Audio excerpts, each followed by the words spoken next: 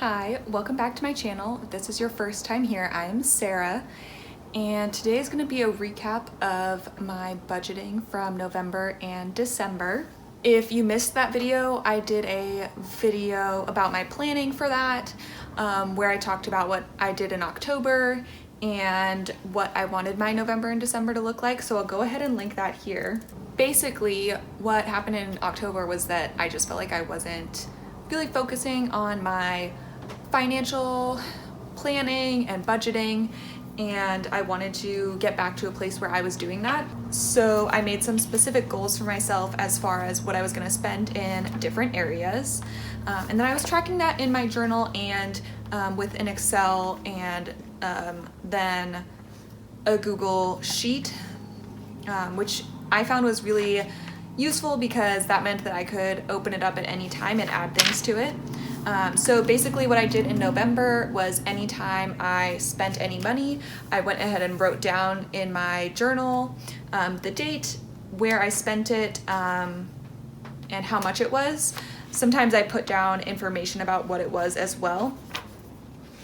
And in addition to that, I started a couple of spreads. So I had a November and December spread that looked like this, about sticking to my budget. So basically, if I was still within my guidelines, I filled in the box, and then I had my goal that I had set for myself was to start saving towards $10,000.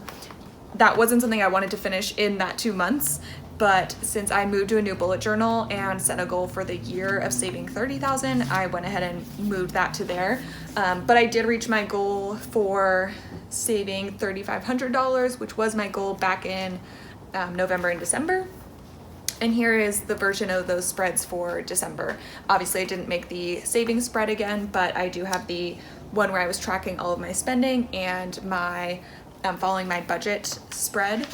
If you noticed, both of those were completely filled in, and I am counting it as a win that I did follow everything. But I'm going to talk a little bit more about what I did and didn't do successfully. So in my first video, I did make a goal to spend $20 on books, which is just my Kindle Unlimited subscription, $4.50 on food, $29.85 on necessities, so that's things like the mortgage, parking, internet, $3,000 on gifts, $400 on personal care because I was getting facials, and then my savings and just any other.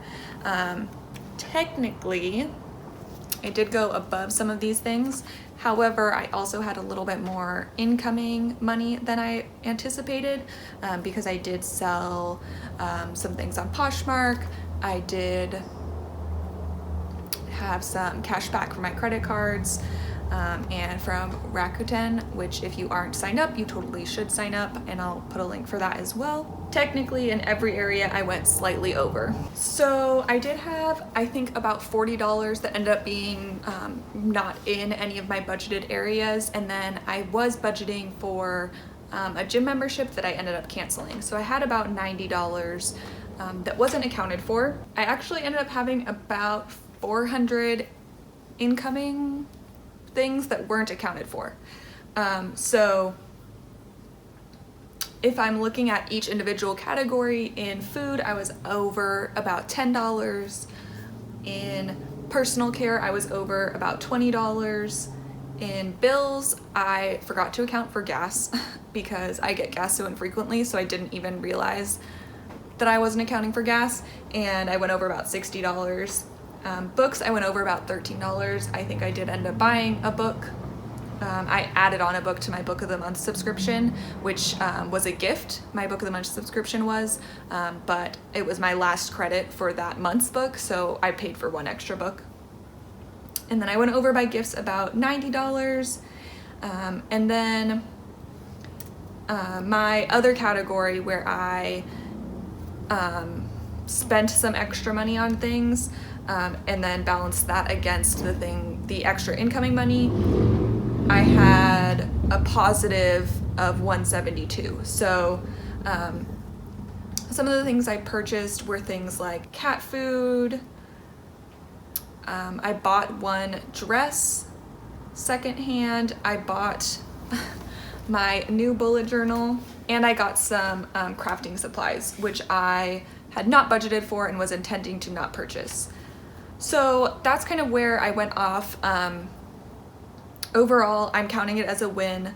I did pretty much hit all of my goals as far as percentages for things. I did not include the other category in this, but if I'm looking at food, personal care, bills, books, saving, and gifts, they all pretty much are almost the same. The percentages are almost exactly the same, and I'll go ahead and share those with you here as well, because that was what I was looking at last time. And I'm just going to talk about my goals for January. I pretty much narrowed down to just the essentials for most things, because I did have some extra costs this month. So for this month, I have my mortgage, my parking, my internet, I pay for iCloud storage, and then I included gas, pets, and my savings. And then the two other things are car insurance. So my 6 months car insurance went through for this month, and I have that accounted for $475 is what I estimated. And then my personal / hobbies budget, I went ahead and budgeted $390 as my estimate, because I do have $10 to Beauty Pie subscription, and I have my Beauty Heroes 6-month subscription, which was about $275. So that is my monthly budgeting plan for January. And if you want to see more in my bullet journal, I do have a video of that as well that I'll go ahead and link. And I hope to see you guys here next month for a recap of January and my plans for February. Thanks for watching. Bye.